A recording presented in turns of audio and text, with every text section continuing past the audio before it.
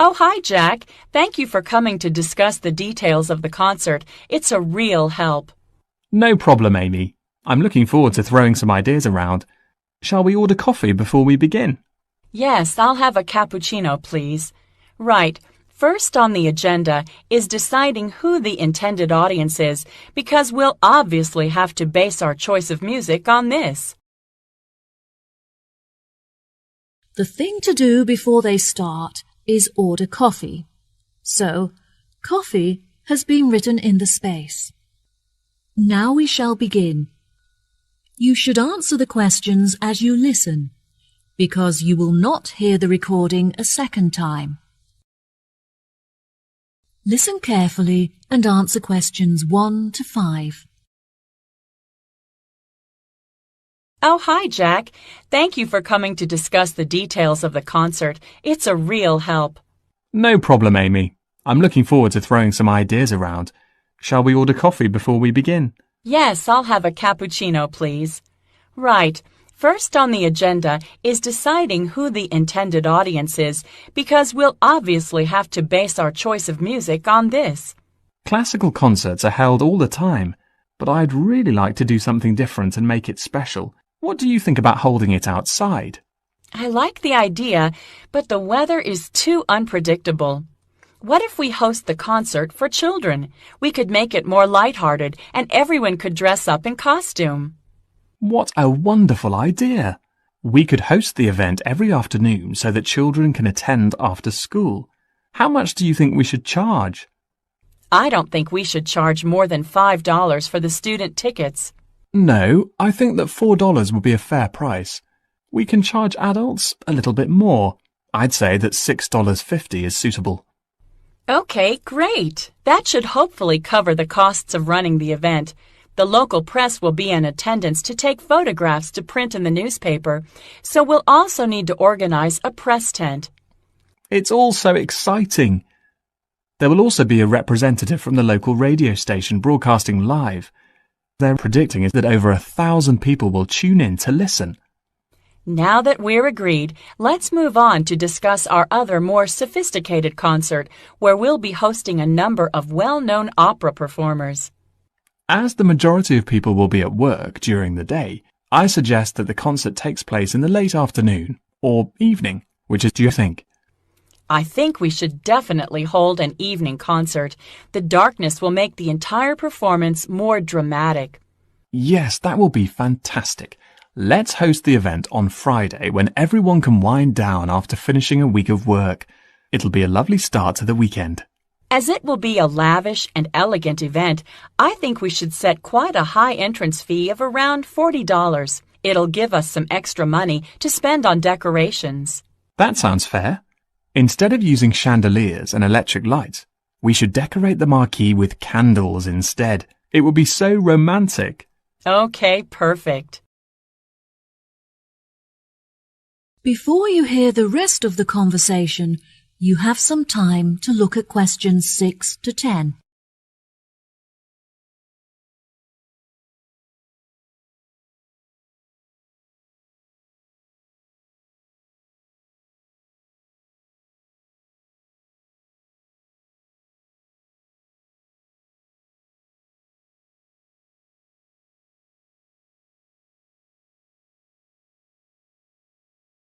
Now listen and answer questions 6 to 10.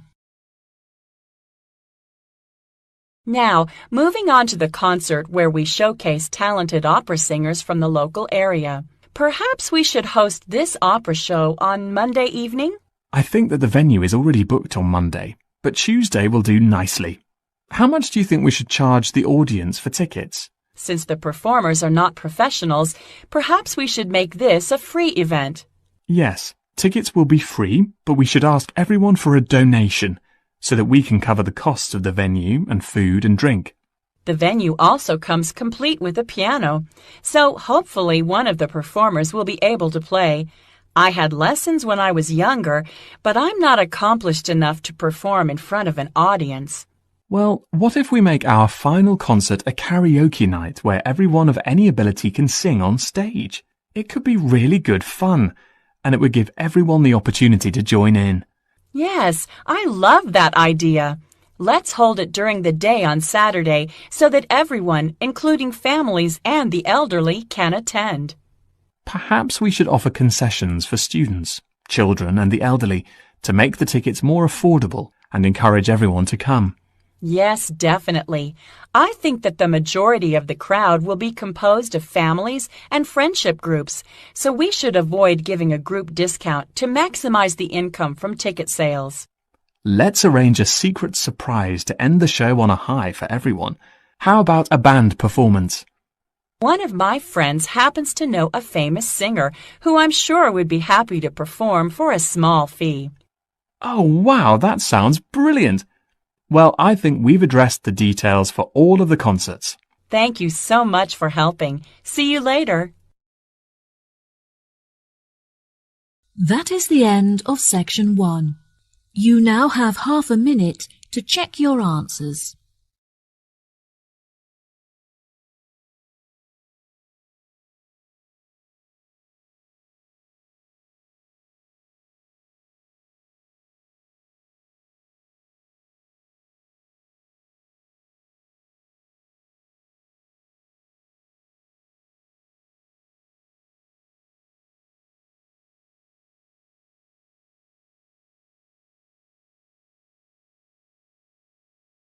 Now turn to section 2.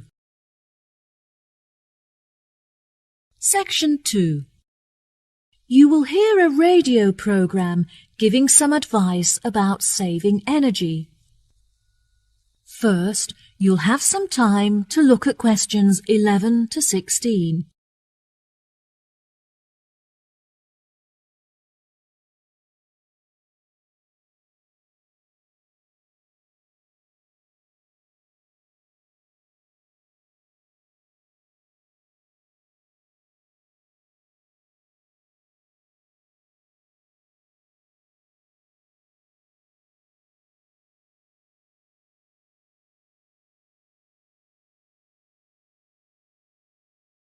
Now listen carefully and answer questions 11 to 16.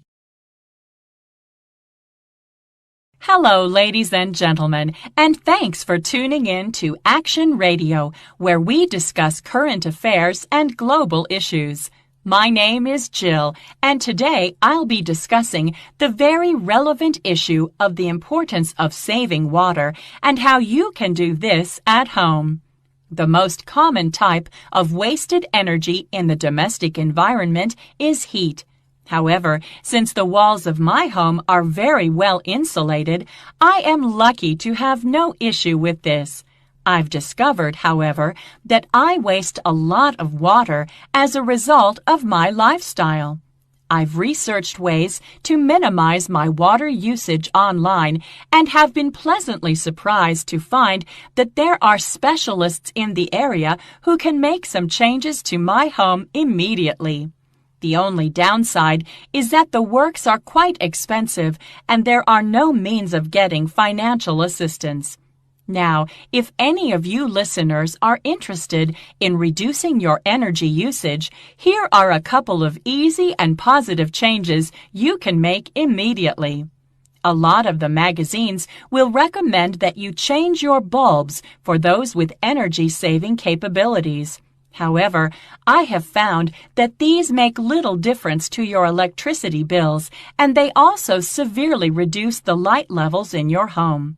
Instead, simply switch off all plug sockets and appliances to make an immediate saving on your electricity consumption. If this doesn't make enough of a saving for you, you could later try turning down the thermostat as well. Despite the discount that my energy provider gave me for prompt payment, my monthly bills were very expensive for the amount of energy that I was using, so I decided to change providers. Not only did I make a huge monthly saving, but the company also offered me other perks. I am now able to pay my monthly bills online, for example, which I am thrilled about because it means that I no longer have to drive to the bank.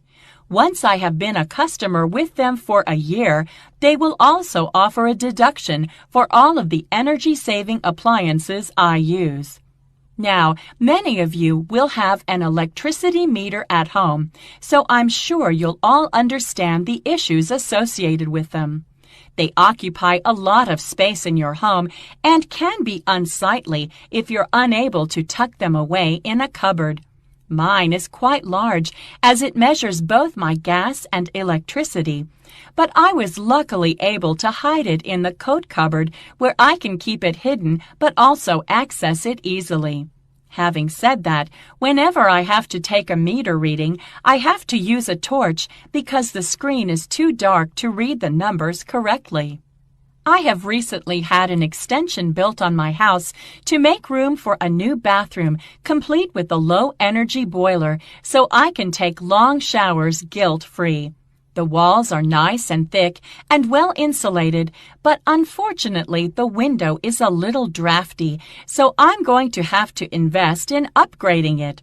Speaking of renewable energy, I initially considered installing solar panels on the roof instead of using a low-energy boiler, which was the less expensive option. In the end, I decided that the panels would look too ugly on my house, despite that they were technically easy to operate. Before you hear the rest of the talk, you have some time to look at questions 17 to 20.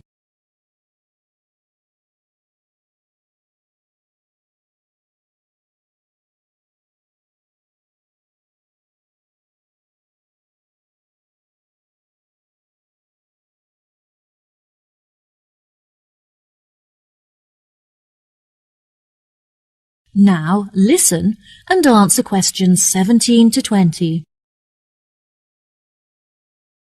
Now, if you're a fan of taking long showers like I am, then switching from baths to showers will not help to reduce your water usage. Instead, here are some small but effective changes you can make. When making a cup of tea, for example, measure out the amount of water that you need before boiling it. And when brushing your teeth, use a cup of water instead of a running tap.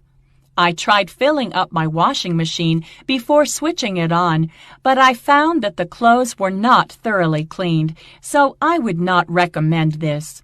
If your tap drips when it is turned off, then you should call a plumber to fix it, as this can result in a lot of water being wasted. Before finishing today's show, I'd like to address two questions that we often get asked by listeners. We had some great feedback about our answer to last week's question on how to calculate the price involved in powering domestic appliances, so let's see how we do this week. One of our most commonly asked questions this week was which device is the lowest energy option for watching films. The simplest answer is that the smaller the screen, the lower the energy used. One of our listeners wrote in with a question that made me chuckle, and the answer is yes, solar panels only work when the sun is out. Now, on a more serious note, a number of you wanted to know what the most efficient temperature is to set the thermostat to.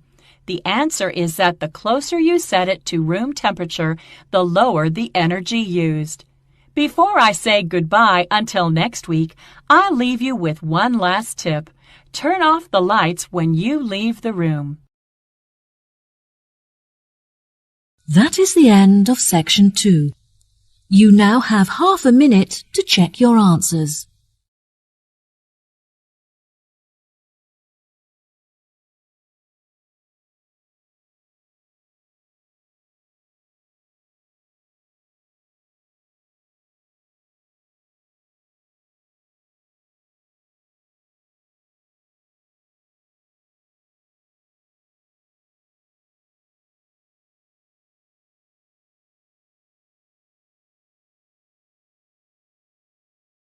Now turn to section 3.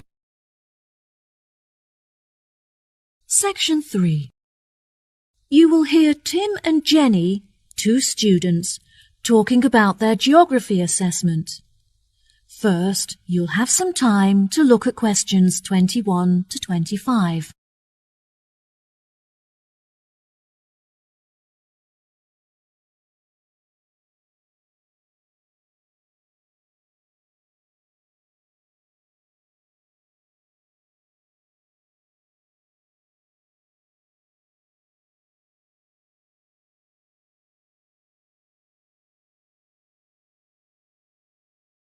Now listen carefully and answer questions 21 to 25.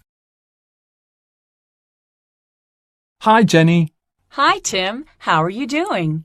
I'm okay, but I'm really stressed out about our geography assessment next week. Have you done any work on it yet? I've looked at it a little bit, but it would be helpful to discuss it with someone else. Do you want to chat about it with me? That would be great. Do you know what the rules are for the test? For our assessment last term, we were all required to collect raw data in order to achieve a pass. However, this term the tutor has said that it won't be necessary for us to do this.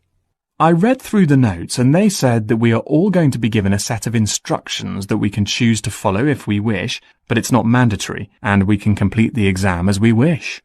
I don't think that the rules will be too strict. As long as we don't copy the answers from anyone else's exam paper, I think we'll be sure to pass. Yes, I agree. Shall we put together a slideshow presentation with information on all of the volcanoes? I think it will really help us to revise the facts. Okay, great. Let's start with Pompeii. It's the most well-known of all the volcanoes, so it should be easy to find lots of information about it online.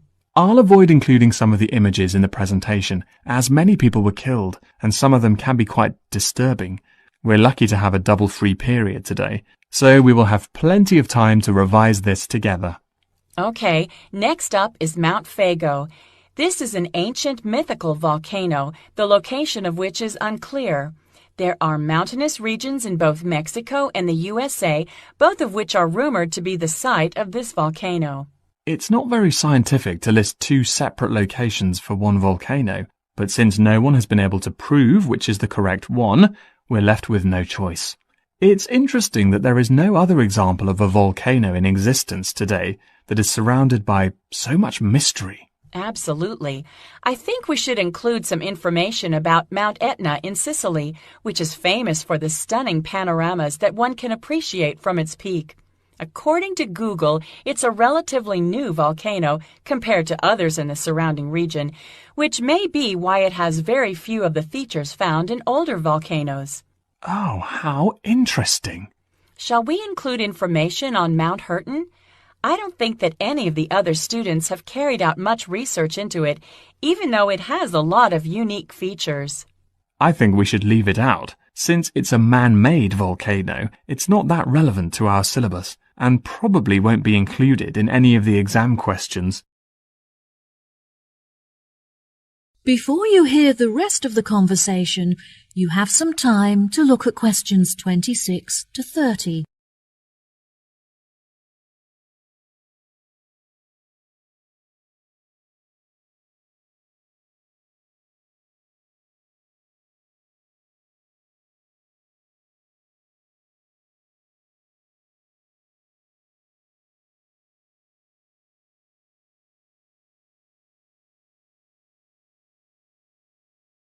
Now listen and answer questions 26 to 30.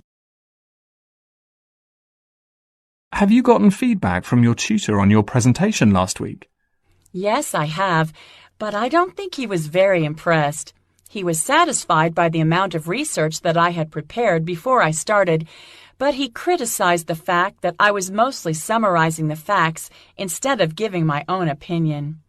Oh, that's a shame. It was frustrating that he criticized my work, but in the end I learned a lot from my tutor's feedback. He advised me that next time I should present my work as a short documentary film, which he thinks will help me to strengthen my arguments. What topic was your presentation based on? I chose to write about the lack of knowledge that most people have about volcanoes, and the fact that they see them in such a negative way. During documentaries and lectures, the scientific experts often neglect to mention the many positive features that volcanoes possess. That sounds really interesting. Well done. I think everyone enjoyed watching, but I was really nervous about talking in front of an audience. I also felt very underprepared, since I didn't finish writing the presentation until the night before, and therefore had no time to rehearse it. I'm sure it was great. Is there any other information that you think we should include in our slideshow for revision? Yes, I think it's important that we list all of the differences between active and extinct volcanoes, as there will definitely be a question on this topic. There are no documentaries on the subject, but there's a very informative website that discusses the geological structure of each volcano type. Okay, well, I'll continue collecting images and you can carry on with the online research. That is the end of section 3. You now have half a minute to check your answers.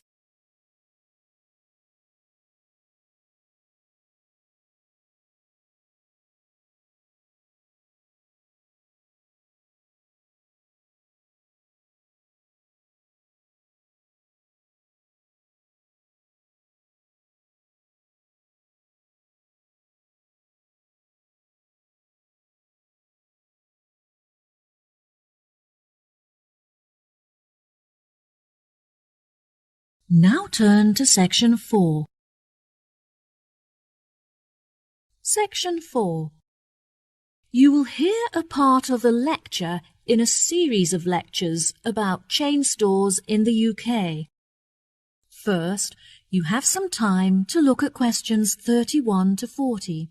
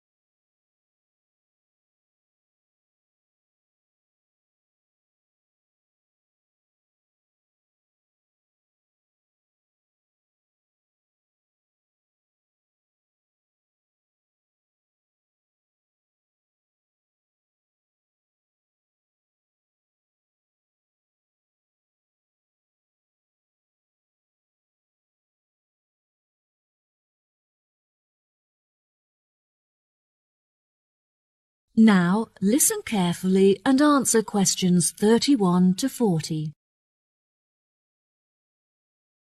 Welcome, ladies and gentlemen, to the second lecture in our series on chain stores in the UK.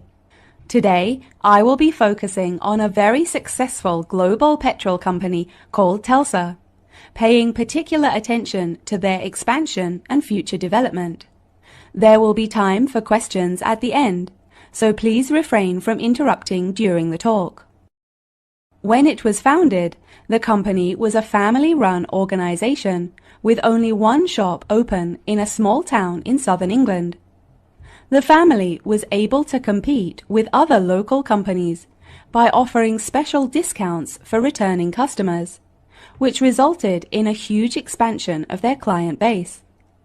This strategy was so successful that they were able to open petrol stations across the country, subsequently increasing their market share in England.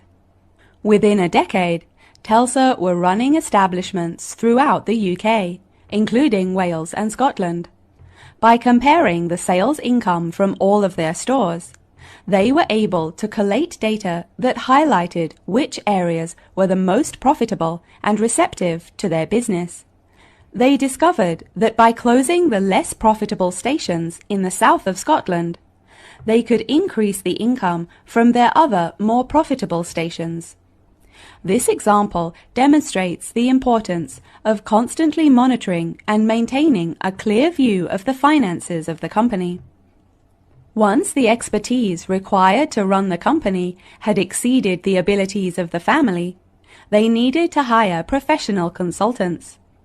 After assessing the company's financial statements, the consultants advised that Telstra close the head office of the convenience stores in Oxford. They deemed the head office unnecessary and identified it as a financial drain on the company, as the premises were expensive to run and generated no income. In order to avoid firing any employees, they transferred over 200 staff to other offices and retrained them to carry out their new roles. Now that Telstra had conquered the petrol market in the UK, they were able to branch out into other niche areas that offered prospects for profits. They realized that they could establish a new environmentally friendly brand image by selling fresh food in their convenience stores that had been grown by local farmers. This strategy would not only broaden the scope of the company, but also help to strengthen its relationships with local communities. Every year, Telstra holds a meeting in London where all of the consultants and managers meet to discuss future plans for development and improvement. These meetings are essential to the evolution of the company, as feedback is heard from all levels of the organization, from the sales staff to the CEOs. They did this by assigning every manager the task of holding staff discussions, at which ideas and concerns would be passed on for evaluation at the meeting. Tesla decided to accommodate the individuality of each of their stores instead of forcing them to conform to one overriding company identity. They realized that by increasing the flexibility of the profit-making strategies of each of the retail stores, they subsequently became more commercially successful. The level of staff satisfaction also increased as a result, as the individuals felt that they were not being constrained to one way of thinking. To avoid misunderstandings and mistakes, any future changes were introduced in stages in order to familiarize the staff with the new regulations. Now it's time to conclude the lecture for today. So I will leave you with some food for thought before you leave. In order to run a successful business, one cannot underestimate the importance of maintaining an open mind when deciding on strategies for expansion. Sometimes it's necessary to employ an independent consultant who can offer an objective and unbiased view on the running of your company. Emotion will only ever cloud your ability to make business-related decisions. Research suitable case studies and look at how department stores, for example, were able to alter their organizational structure whilst minimizing costs and staff redundancies. Precedents are an essential resource when it comes to making decisions for your own business, so don't undervalue them. Well, that wraps up our lecture for today. If there are any questions... That is the end of section 4. You now have half a minute to check your answers.